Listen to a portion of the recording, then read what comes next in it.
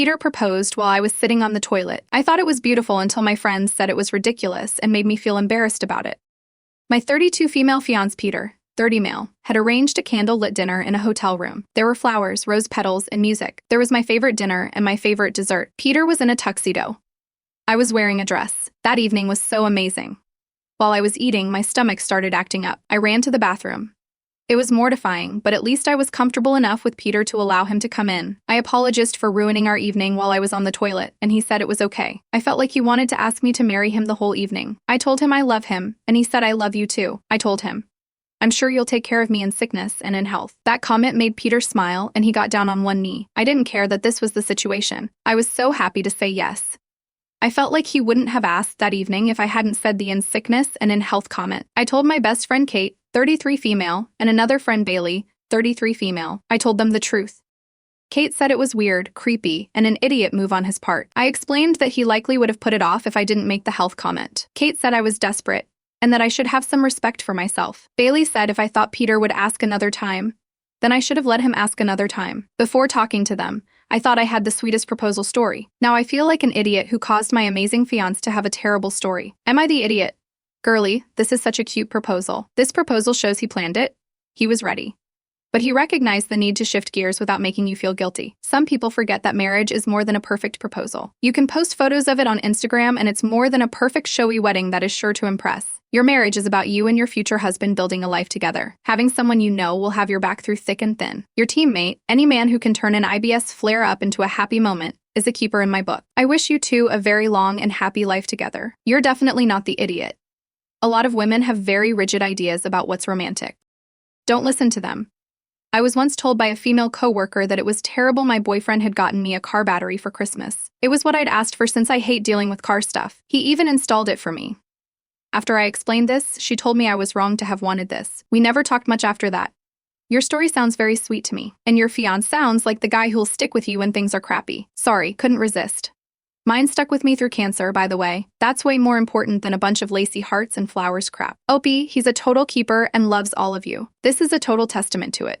Don't let people with outdated ideas of love ruin that for you. Congratulations, and here's to a happy, long, loving marriage. Update. The proposal happened on Saturday, and I'd been holding off telling my parents and Peter's parents. Both sets of parents live in a different state. Tonight, we told my parents first via video chat. My parents are Bob, 58 male, and Susan, 58 female. My mom is a massive fan of romance, and I knew she would ask about the proposal. Peter and I told my parents the whole proposal story. My mom was over the moon.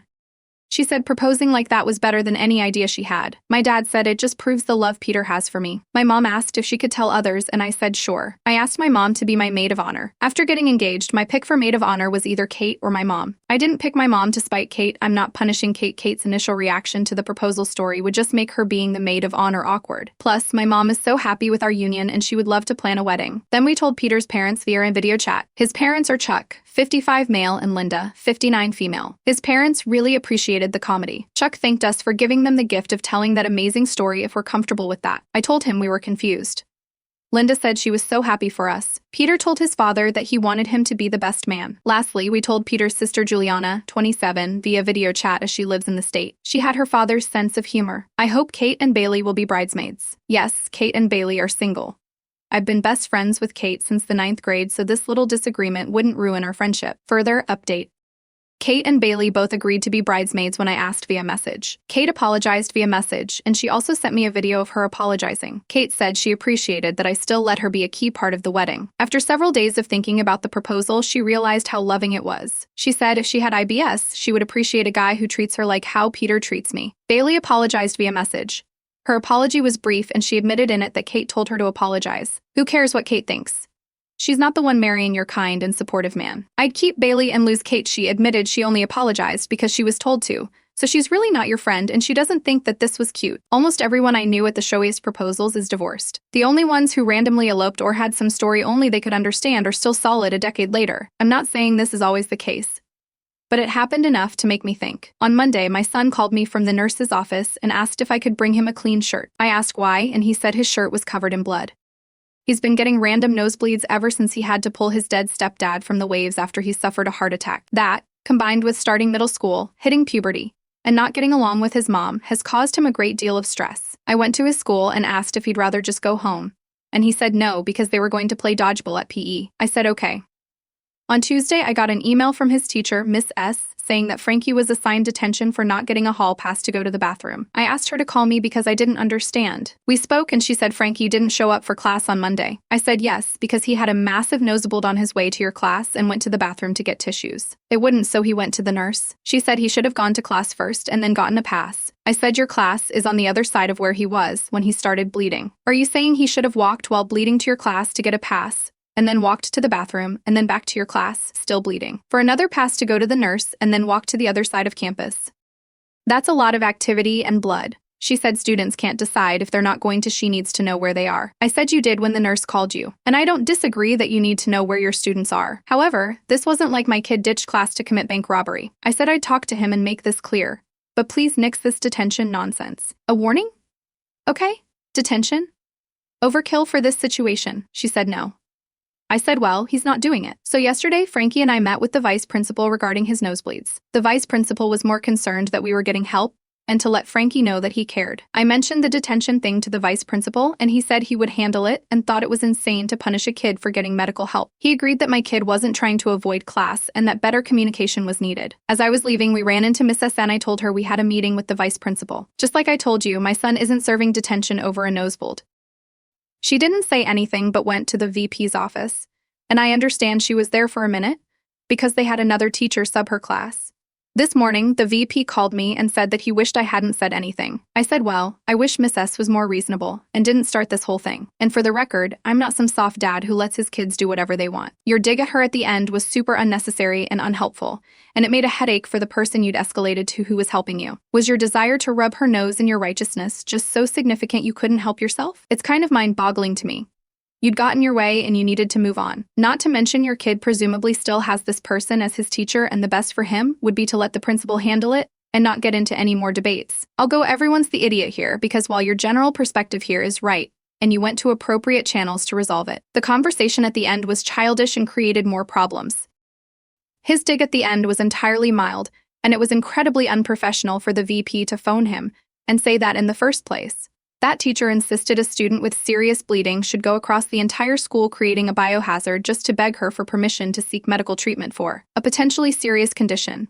People will continue to abuse their power until they're called out and punished for it. The teacher doesn't get to throw a tantrum and punish a kid for doing what is appropriate. His dig was warranted. OP's not the idiot. My girlfriend, 24, and I, 25 male, became homeowners a year ago. My brother, 18, moved in with us after he finished high school in May so he could attend community college in our town. We'd planned this with him months in advance, and we were both on board with the idea. He settled in well, has a job, started classes, and made new friends. Now my dad and his wife expected me to let my stepbrother, nearly adult, move in next year when he starts college. My dad wasn't informed of my brother's plan to live with me.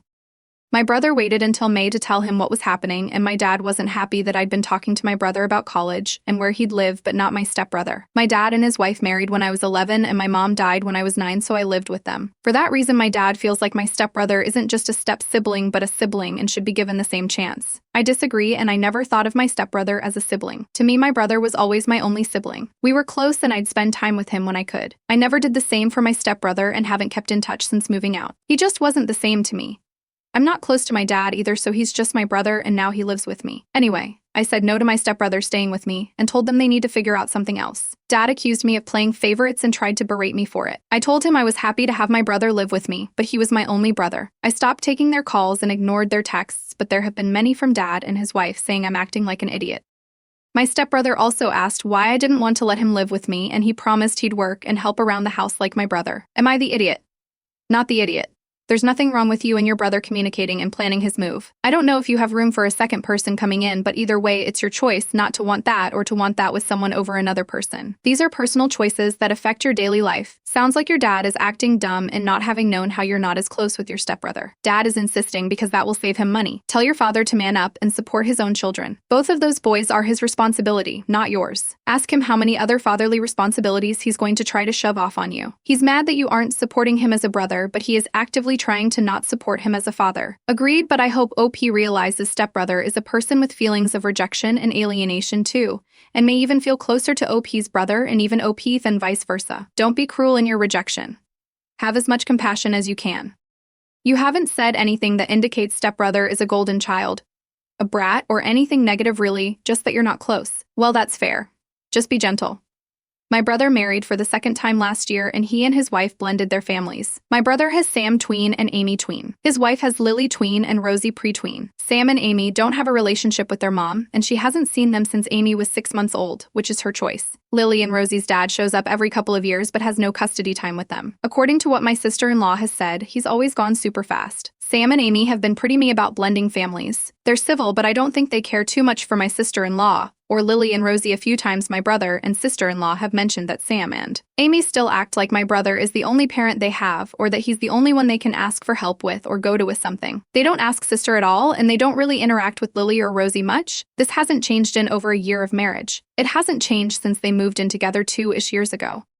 My brother and sister-in-law have been aware of this. They're not in any kind of therapy and mostly have tried to do fun family things to strengthen bonds and relationships. They take 2 Saturdays or Sundays a month for family days out. Now, my sister-in-law is almost due with their first baby, and my brother and sister-in-law want the 4 kids to name the baby. The problem is that Sam and Amy have not contributed or given any opinion, and for months there has been no progress made. Sister-in-law mentioned that they were going to hold out until all the kids gave suggestions or opinions. My brother told me the other day that they haven't talked about names at all, that Sam and Amy are no closer to giving their input either, and how he expects the baby could be months old without a name. I told him he was crazy about that. Maybe I should have kept that to myself, but I was so shocked. I told him it was such a bad idea not to pick a name for the baby because Sam and Amy might never chime in and the new baby needs a name and deserves to have one.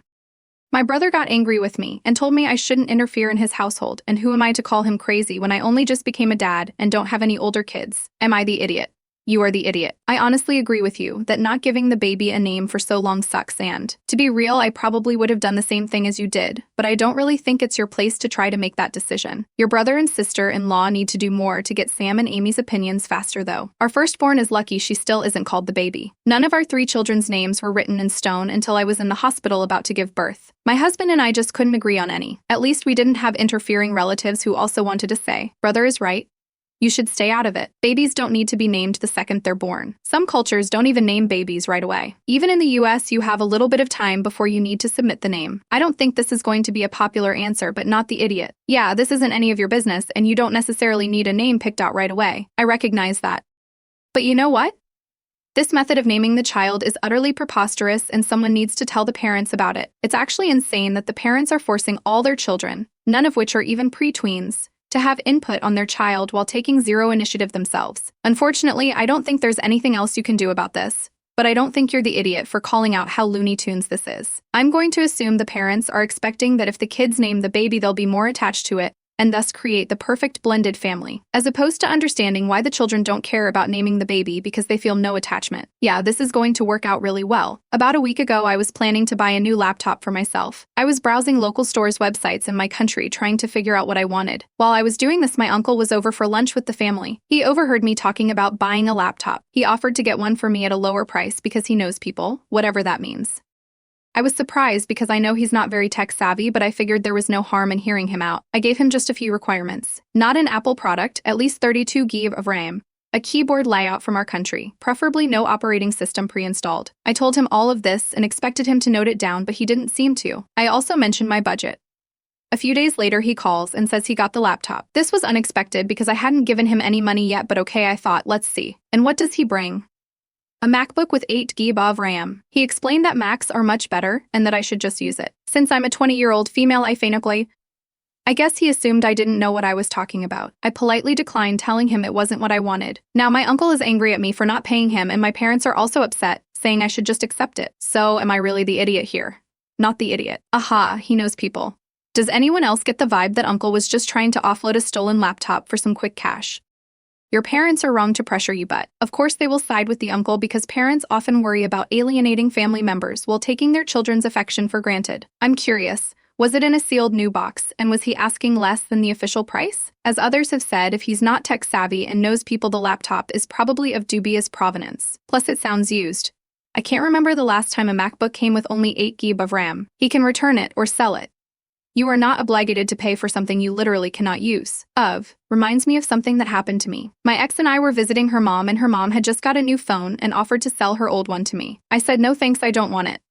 I was very clear I didn't want that phone because frankly it was a crappy phone. I didn't use those exact words, and then my freaking ex bought it off her and gave it to me as a Christmas present right in front of her mom and stepdad. I was so angry, but of course I had to smile and accept the darn thing. OP, you gave the specs. He didn't listen. Throw the thing in the garbage and be done with it.